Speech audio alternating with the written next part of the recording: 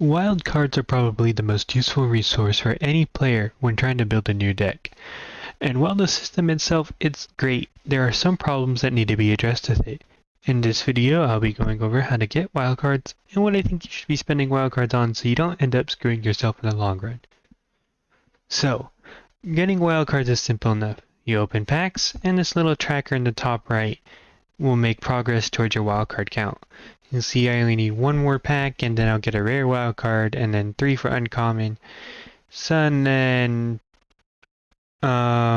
you can see it's on the bottom here it says 25 more packs until your next mythic rare. Up here you see how many wildcards you currently have. I have 151 common, 88 uncommon, 0 rare, 0 mythic rare. And you might be able to see where the problem starts to lie. Sometimes you get wildcards from the packs themselves, but just going through this tracker here is the most common and consistent way to get wildcards. But what should you use wildcards on? This is where I think there's a bit of debate in the issue and could go a variety of different routes, especially if you are a free-to-play player like me and will be buying packs left and right to get wildcards like crazy. I'll be focusing on rares and mythic rares specifically. As you saw on top right, this is where most people will get stuck and hung up with their wildcard use. So, in no particular order, the first thing people suggest is to focus on building 1 or 2 meta decks. If I go to my decks, you can see I have 2 decks right now, Sultai Control and Red Aggro. Both of these are pretty close to being top meta right now. I think there might be Dimir Rogues is also up there. I don't know how well it actually does, but these two probably what most people are playing in the top right now. Now, if you like these 2 decks, then going with this route is great. Building the 1 or 2 meta decks will get you, if you want to be competitive, will be great. You'll have fun, you'll be decent, but there's always a risk of the meta quickly changing, or you finding a deck that's stale or boring, and now you just wasted wildcards in a deck you hate playing. This option is good if you care about getting a high rank on the ladder, or you just want to win a lot of matches and grind resources. Another option people suggest is to spend your wildcards on the dual gold lands. So I think right now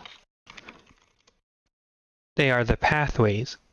So you can see here, this is basically what is out right now for the dual lands. What they consider dual lands, they're all rares, and they both have a front and a back side for each of the color pairings. You see I have a lot of them here. So I spent a few on the decks that I've been playing. You can see I have a lot of blue-black. Now, going this route is good to get a solid foundation so that you can build multiple decks with. However, doing this won't matter if you don't have any wildcards left to actually build any of the decks themselves. So you see, for this deck, for instance, I can have all these pathways. And there's actually more here that I've changed to normal so that I can clear up more wildcard space. You can see I still need 3 more Emergent Ultimatums. I still need 1 more All Winds Epiphany. I still need 1 Shadow Verdict to complete this deck. And so going with this route of spending your wildcards on dual lands will give you a good foundation, but you won't have wildcards left to spend on the actual cards of your deck.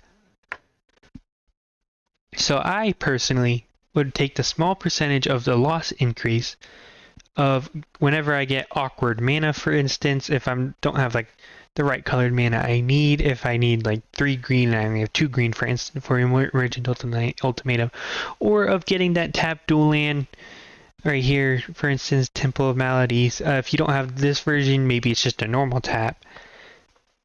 So I'd rather take the loss of getting a tap dual land or awkward mana that small percentage of time than I would have if I had just spent a rare wildcard on an untapped version.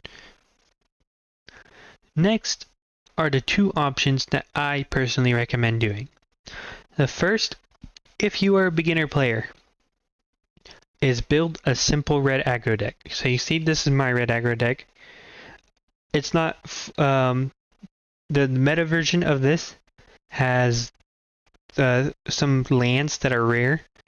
I think they are called some Faceless Havens. These lands right here are supposed to be in this deck, but there's rares and I don't have the rares, and it's just my farming deck. So just play it, build a simple one, get as close you can to whatever the top red aggro deck is, and you'll be fine. It's a quick deck that will allow you to be able to finish matches quickly so that you can grind out more resources faster and overall progress farther. The red aggro deck, it does decently well, almost always within the meta, and it sometimes is even a top deck itself. The second one that I think you should look into, once you get your farming deck built, is kind of a combination of the first two that I was explaining about that people suggest. It's play or make the deck that you think you'll be the most comfortable with and have the most fun with. It's especially important that you look at the colors you like playing here. I, for instance, like playing blue-black control. So for me, it'd probably be a good idea to invest in the blue-black control dual lands, and you see that I've done that here. I have the 4 dual lands. I think I have the 4 temples when they were out before I switched them out as well. And most of my wild cards go into blue-black. So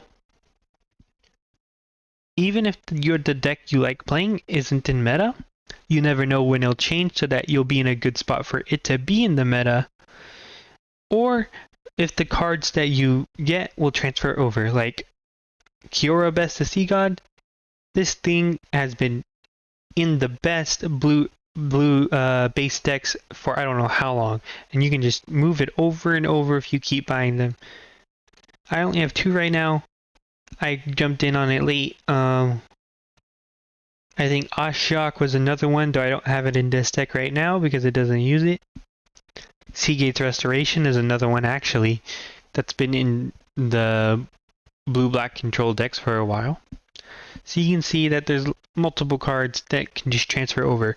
In fact, they transfer over so well that I've been playing blue-black base control decks all the way since back from Ixalan.